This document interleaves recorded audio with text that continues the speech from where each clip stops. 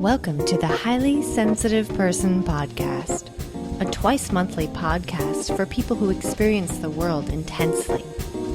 Join me on a journey of acceptance of our highly sensitive person traits. Welcome to episode 52 of the Highly Sensitive Person Podcast. I'm your host, Kelly. This is a show for people who are highly sensitive, or who think they might be highly sensitive, or people who aren't highly sensitive but just want to learn more about it. Highly sensitive people have sensory processing sensitivity. We aren't wrong or weird, we're just very perceptive and conscientious. Before I get started today, I want to thank those of you on my mailing list who replied to my survey. I sent out a really short survey several days ago to find out what you like and what you'd like to see more of on this podcast and at the blog. Your responses were super helpful, and I'll be addressing them in later shows and newsletters. If you aren't on my newsletter, you can sign up at highlysensitiveperson.net. This has been a big month for HSPs because Dr. Elaine Aron's documentary came out on September 10th, and it's called Sensitive. In case you aren't familiar with who Dr. Elaine Aron is, she's pretty much the expert worldwide on HSPs. She coined the phrase, and she's written lots of books on it and done lots of research. She is the authority. You could watch the documentary on live stream for a few days, but it's no longer available.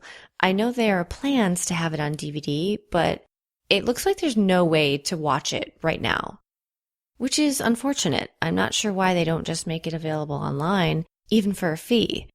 I'll have a link in the show notes to the movie's website so you can follow them on Facebook and Twitter and keep up to date on when it is available again if you want to see it. Those show notes are at highlysensitiveperson.net/episode 52.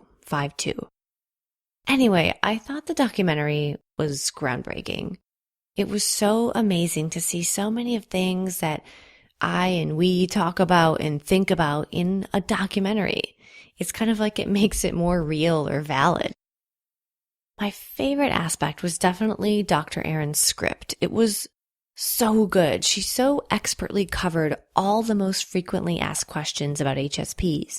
The science and evidence behind it, what it means, the misconceptions, how to tell other people about it. And she did it so brilliantly and so clearly. I was really a fan of the way she did that in her script. I also felt like she might have been thinking about people who aren't HSP when she wrote that script, or at least she had non-HSP people in mind, because I feel like this movie is the perfect tool for those who don't have highly sensitive traits, but who want to learn about it because they have a loved one in their lives who is highly sensitive and they just want to understand it better.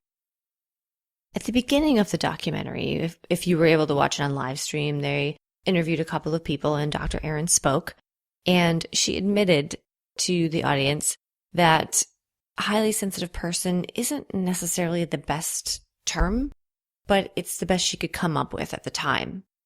And I found this comment so endearing as an HSP. It was like I could sense her honesty and humility. She was admitting basically that HSP isn't the perfect phrase.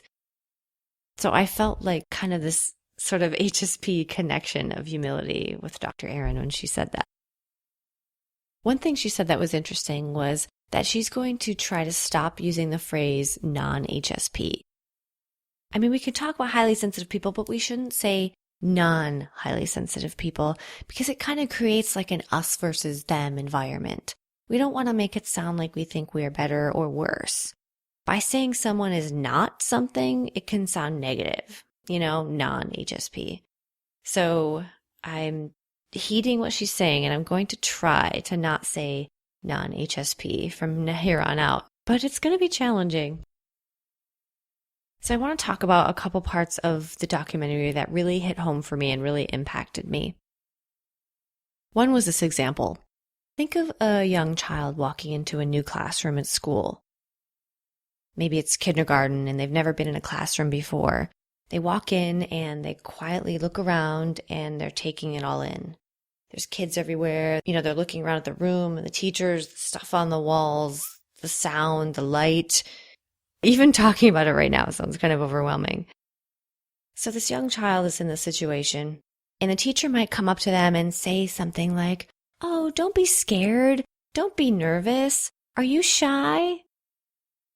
And that imprints on that child's brain that the way that they're acting at that moment, that something is wrong with that. And that can make them start thinking that they are shy and fearful when they aren't. They were just simply taking everything in around them. It's the depth of processing that they're experiencing, not necessarily fear or shyness. In fact, HSPs might become shy because they are made to feel different and like they're an outsider, because they continuously have people saying to them, "Don't be shy. Don't be scared. Why don't you speak up more? Why are you so quiet?" This example definitely hit home for me and made me think back to when I was young and realize moments that these things happened to me. The next aspect that was like a whoa moment was about intuition.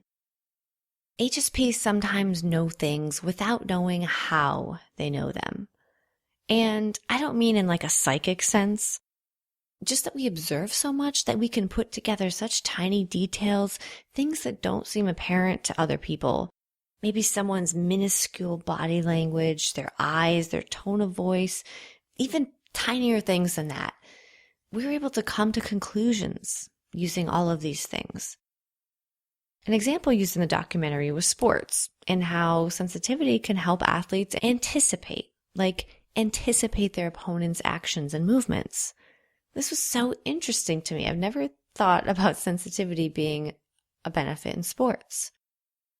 I re-examined my own sporting background. I played basketball as a kid and I was okay, but as I got older into high school, I kind of got worse at basketball. Thinking back, I don't have good memories of playing basketball. My memories are of anxiety and just feeling like I was bad. So now I really think that it was because basketball was just too overstimulating for me. When you're standing on the court, there's so much going on. There's people around you moving nonstop, and you have to take in and absorb the changing situation, changing every second, and make decisions instantly. I was always afraid to get the ball and to mess up and let everyone else down and then feel bad about myself. Back then, I always thought it was because I was shy and had low confidence in my skills. But now I realize it was also due to feeling overwhelmed by everything, the nonstop action and the worry about being judged by my teammates and my coach. My best sport ended up being tennis, which is more of an individual sport. There aren't 9 other people on the court all fighting for a ball. In the documentary, the big featured celebrity name was Alanis Morissette. It was so interesting to hear her perspective because those of you who were my age or older remember the 90s. Alanis Morissette, at least in the US, was a huge, huge pop star. And I never thought about what it would be like to be that enormously famous and well-known and loved, and to have so many people want to be around you and talk to you and know you, and to be highly sensitive and easily overstimulated. That would be really difficult. She talked very candidly about how she was both loved and rejected for her trait. People wanted her creativity, but weren't into the seemingly negative aspects, like that she felt things too much. She said that she was sometimes perceived as high maintenance due to this. So it was very interesting to hear her perspective and how she's kind of come full circle and learned to embrace her sensitivity and realize the great things about it. Another aspect of the film I appreciated was the discussion of creativity. Dr. Aaron said that HSPs always notice so much, we're always taking things in, and we think creatively. We're good at putting ideas together. Noticing is related to creativity. This was an aha moment for me because I've always thought this about myself. I've always kind of thought that I am good at solving problems creatively. In jobs I've had in the past, I excel at and enjoy putting together different people and projects and ideas in beneficial ways. Never did I realize that this could be an HSP thing. So chalk up another positive for being highly sensitive. The documentary also talked about the science behind HSP brain research and psychological studies, which I think is crucial information for anyone who is skeptical about high sensitivity.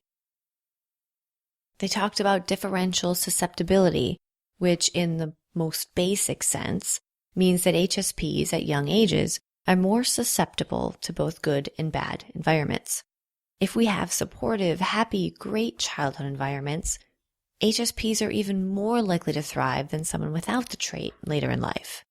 However, if HSPs are raised in a non-supportive, stressful, bad environment, it's more likely to affect those HSPs negatively than it would a non-highly sensitive person. The director, John Hughes, who was interviewed in the movie, had this great line: "We miss nothing and have an innate ability to let others shine." I love this quote. He says that we HSPs, we miss nothing and have an innate ability to let others shine. I'd love to hear your thoughts on the movie if you were able to see it. And if you didn't see it, hopefully it becomes available again soon, because it's huge. It's going to be such a wonderful tool for people to have to learn about the trait. I'll have links to the documentary's website and some articles written by Dr. Aaron that are relevant to what I've talked about today in the show notes at highlysensitiveperson.net/episode 52. Thank you so much to Dr. Elaine Aaron and everyone involved in making this wonderful documentary. If you enjoy this podcast and want to support it financially, then become a patron. Go to patreon.com/HSP. You can support the show by giving a small donation of any amount. Even $1 is super helpful. And this will encourage me along with the show and the blog. That's at patreon.com/HSP. Patreon is spelled Patreon. And if you can't afford to support the show financially, you can still support it by giving it a positive rating on iTunes. Thank you so much for tuning in today. I hope you're as excited about the sensitive documentary as I am and how it can benefit the HSP community. I look forward to talking to you in 2 weeks. See you later.